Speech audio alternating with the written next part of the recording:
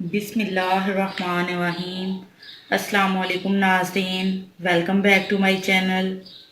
دوستو آپ کیسے ہیں؟ آج کی اس ویڈیو میں آپ کو روزے میں بھوک و پیاس کے بارے میں بتاؤں گی کہ کیا روزے میں بھوک اور پیاس اللہ کو پسند ہے یا نہیں۔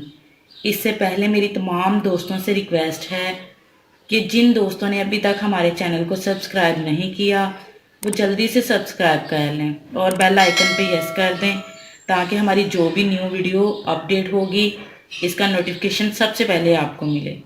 ویورز، رمضان شروع ہوتے ہی روزہ نہ لگنے سے متعلق اس قسم کے میسیج آنا شروع ہو جاتے ہیں۔ سحری کرنے کے بعد 2 چمچ دہی کھائیے، پورا دن پیاس محسوس نہیں ہوگی۔ کھجور کا شربت بنا کر پینے سے پیاس محسوس نہیں ہوگی۔ قہوہ میں الائچی ڈال کر پینے سے روزہ نہیں لگے گا۔ جب ایسا ہی روزہ رکھنا ہے جس میں بھوک محسوس نہ ہو، جس میں پیاس کی شدت نہ ہو، تو پھر روزہ رکھنے کا فائدہ کیا؟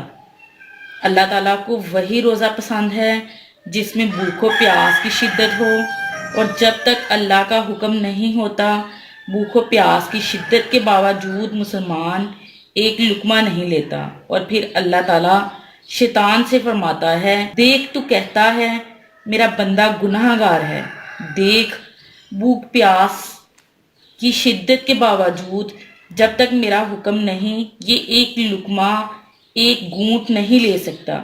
ویورز، یہ تھی میری آج کی ویڈیو۔ کیسی لگی آپ کو میری آج کی یہ ویڈیو؟ اگر پسند آئی ہو تو پلیز لائک کریں، شیئر کریں اور کومنٹس کریں۔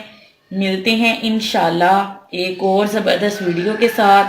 تب تک کے لیے اجازت دیجیے گا۔ Thank you watch this video. Allah